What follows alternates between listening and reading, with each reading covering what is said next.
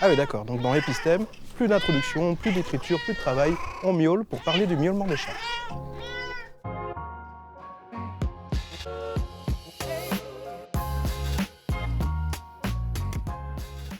Non, franchement, non, aucune idée. Je sais pas, quand ils ont besoin de quelque chose, Ouais. peut-être, quand ils ont faim. Parce qu'ils ont faim, Pour communiquer avec nous, qu'ils veulent quelque chose, sortir. Voilà. ou qu'ils se sentent bien. Le miaulement des chats, c'est génial. C'est toute une palette d'émotions qu'ils arrivent à nous partager. Si ton chat a des miaulements courts et répétés, un peu comme cela, c'est qu'il a faim. Ou soif selon les cas. S'il t'attend devant son bol, en tout cas, tu sais quoi lui faire. Et oui, c'était le cas de mon chat ce matin à 4 h du matin.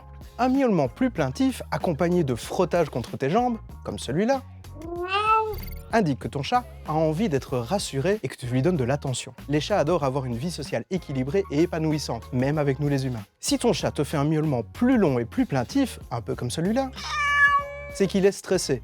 Alors là, fais attention à son état d'anxiété. Il peut être stressé à la suite d'un déménagement ou parce qu'un autre chat est venu sur son territoire, ou alors parce qu'il a mal. Dans le cas d'une douleur intense, le chat aura un miaulement long et très perçant, un peu comme ça. Là, emmène-le peut-être chez le vétérinaire. Et puis pour des messages un peu plus précis, les chats peuvent émettre des sifflements, des feulements ou des petits cris très rauques. Mais il y a un son que je préfère, c'est le ronronnement. Ah, le ronronnement. Le chat peut l'utiliser pour nous apaiser ou pour s'apaiser lui-même. Et oui, car le ronronnement a un impact sur l'humain. Il permet de calmer notre tension. Mais pour le chat, le ronronnement est très utile. En cas de blessure, par exemple, il est anti-inflammatoire et analgésique, c'est-à-dire qu'il diminue sa douleur. Le ronronnement pour le chat, c'est donc quasiment un médicament.